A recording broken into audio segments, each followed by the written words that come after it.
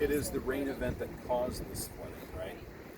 So, this is the 76, and you see how small that area is, right? It's a small area, and it's really focused just above Drake, and it's focused on the Big Thompson River, right? And so this all came down at once, and it was a quick flood. By the time it got to Loveland, you could barely tell, other than this is a high water deal, right? You didn't see a lot of damage down in Loveland, right? In 2013, you can see, again, Drake was about the center, right? But there was rain. This is a much bigger, you can see that much bigger pattern of how much rain is coming down. We're talking about, even out here, this is a lighter blue, we're talking 8 to 10 inches of rain here, quickly. So this made a major impact on the community, not just here, but that rain went all the way down the Front Range, and that's why Longmont got hit so hard, Lyons, right? This wasn't a spot rain like it happened here in 76. This was this type of measure, but it was across the Front Range. Some areas up there was, I'd heard, they say over 12. There's some places I'd heard up to 22 inches of rain fell in one location above Estes Park. So even though you see Estes Park here is dry, it's actually, this whole thing was spread out all around here. So. And that's more rain than we're supposed to get in a year here. Yeah, well, on average. Yes. I mean, down in the Front Range, for example, in Loveland, we expect less than 12 inches of precipitation per year. Right. Now, that's including adding the snow up, but that's, if you get, 12 to 14 inches of snow, that's about an inch of moisture.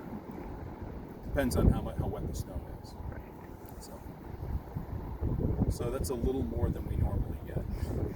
So when the water came down to this area from Estes, it's coming downstream, was it a wall of water, or what was it like as it came through here? What caused the boulders to kind of disperse? Right, so I wasn't here per se, and I wouldn't say it was a wall of water. It was a gradual increase, but it was a fast increase, right? It wasn't. So what happens is we were getting the runoff from up here where there's no control. Okay, this was coming, but also understand that Estes Park, the Olympus Dam, which is at Lake Estes, right? It lets water out. I can't remember the how many acre feet or how many what is it, CFS.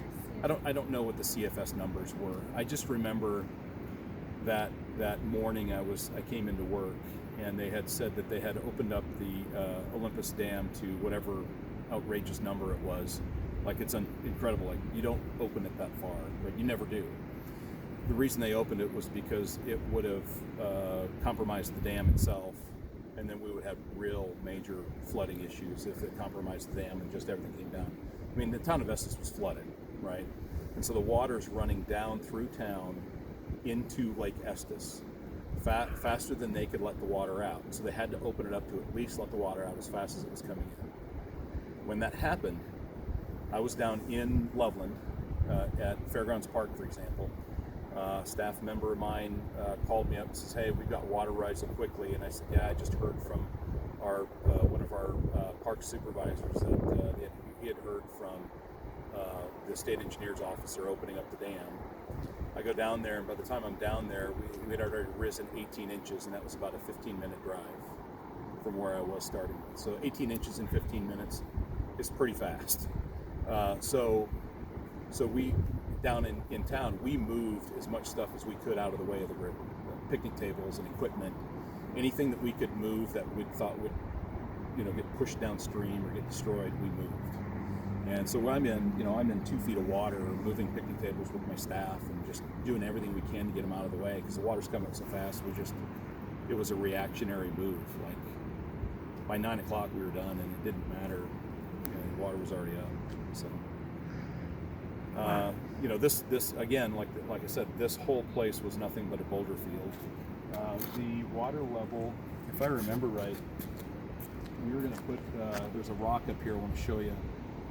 This rock we were supposed to etch in there. We didn't do it. We were supposed to etch in there the level of water that came up in the 2013 flood.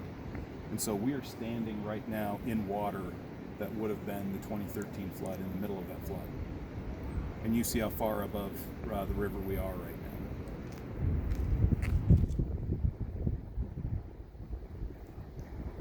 In an area like this too, it can spread out quite a bit.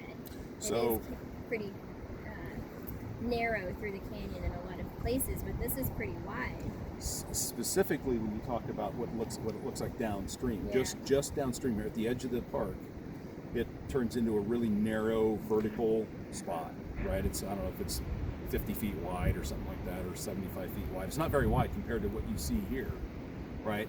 So this is where the water slowed down. If anything, it slowed down and gathered here. Like, you still had the flow going through the middle, but it was really a gathering pool here until it could get through that canyon, that tight canyon. So